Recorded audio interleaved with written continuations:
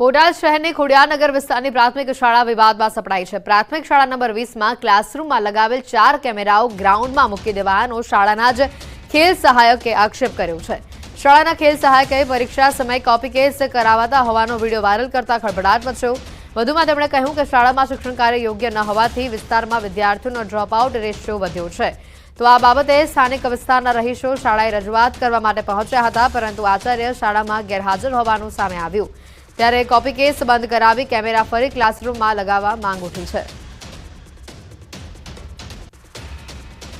એક સુપરવાઇઝરની મને ડ્યુટી આપવામાં આવી, એમાં મેં આ શાળામાં વાતાવરણ જોયું તો કોપી અને આચાર્ય દ્વારા કોપી કરાવવામાં આવતી, તમામ શિક્ષકો દ્વારા કોપી કરાવવામાં આવતી હતી, જે મેં શાસનાધિકારી સાહેબને જાણ કરી અને શાસનાધિકારી સાહેબને જાણ કરી, તો છતાં પણ હજી સુધી કોઈ પણ એક્શન લેવામાં આવી નથી। વાર્ષિક પરીક્ષામાં ચોરી થાય, તમને ખબર છે, મને ખબર છે, પ્રૂફ વગર બધું નકામું, તો પહેલાં તો કેમેરા હોવા જોઈએ ક્લાસમાં, બરોબર? બાકી તથ્ય વગર વાત બધી નકામી છે। કેમેરા ક્લાસમાં પહેલાં રખાવો, પછી ગેરરીતિ તમે બંધ કરો।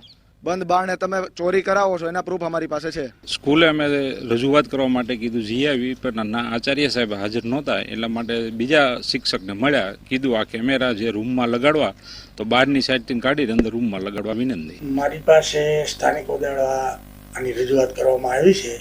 જે કાંઈ પ્રશ્ન છે તેને અમે સમજી ઉપર એની રજૂઆત કરી અને વિદ્યાર્થીઓના હિતમાં જે કાંઈ પ્રશ્નો હોય એ અમે એની તપાસ કરાવી અને યોગ્ય કાર્યવાહી કરશું।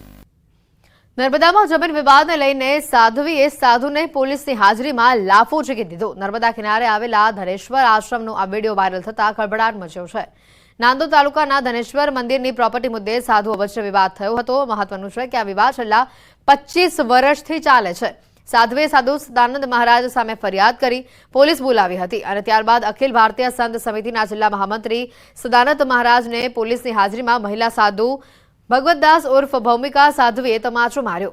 વિખવાદ વધતા બંને સાધુઓએ રાજપીપળા ટાઉન પોલીસ પાસે પોલીસ પ્રોટેક્શન માંગ્યું છે।